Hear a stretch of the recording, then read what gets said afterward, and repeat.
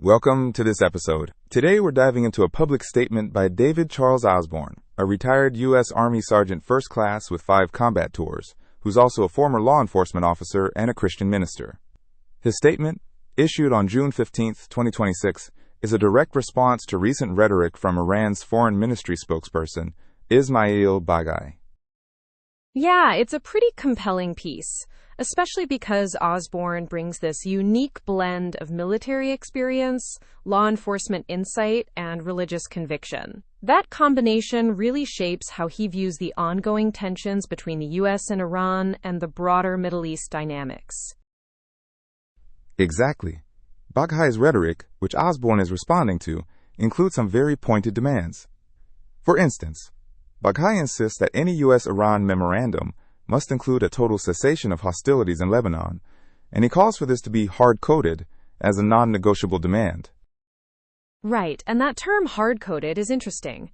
It signals a maximalist position, basically no wiggle room in negotiations. It's a way to box the other side in, making diplomacy extremely rigid from the outset. And then there's the threat to deploy all asymmetric and tactical tools to enforce Iran's will. That's a clear reference to Iran's reliance on proxy warfare, groups like Hezbollah, Hamas, and the Houthis, rather than conventional military forces. Osborne calls these statements propaganda and veiled threats, not genuine diplomacy. And that's a crucial distinction, because it frames Iran's posture as aggressive and deceptive, rather than cooperative. This ties into the historical context Osborne lays out. Iran has spent decades destabilizing the region through these proxies, attacking shipping in the Strait of Hormuz, and pushing nuclear ambitions that defy international norms. The Strait of Hormuz is a critical choke point for global oil supply, so Iran's ability to threaten shipping there is a significant strategic lever. It's not just regional, it has global economic implications. And the human cost is stark.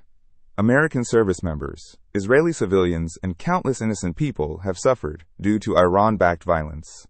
Osborne points out the contradiction in Iran's current posture, pretending to be a responsible party in peace processes while refusing to renounce terrorism or release hostages. That's a key point.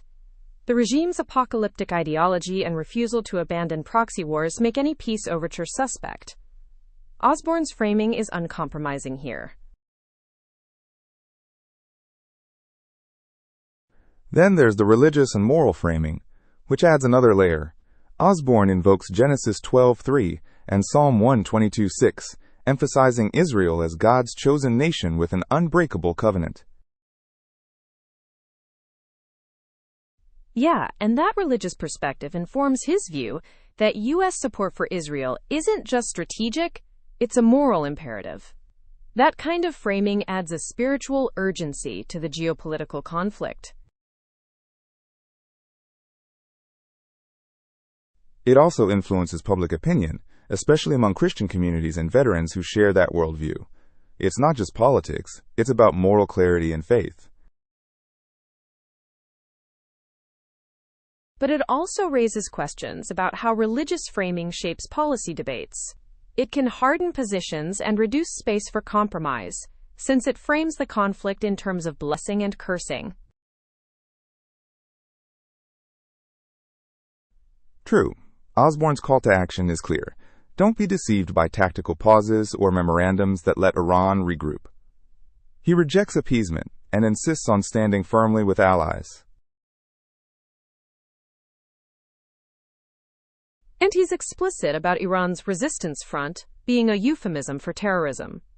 Recognizing proxy warfare as asymmetric conflict is critical for understanding Iran's strategy. Osborne urges vigilance, strength, and moral clarity in U.S. policy and military posture. That has implications for ongoing U.S. presence and diplomatic strategy in the Middle East. What I find compelling is how Osborne's combined military, law enforcement, and ministerial background lends credibility and a multifaceted perspective. He's not just speaking from one angle. Right, and that helps us appreciate the tension between diplomatic engagement and deterrence. Misreading Iran's rhetoric as genuine peace overtures could be dangerous. Exactly. Understanding both ideological motivations and tactical behavior is essential to assess Iran's actions accurately. Wrapping up, Osborne reminds us that the God of Abraham, Isaac, and Jacob watches and exhorts us to pray for the peace of Jerusalem, but back those prayers with resolve.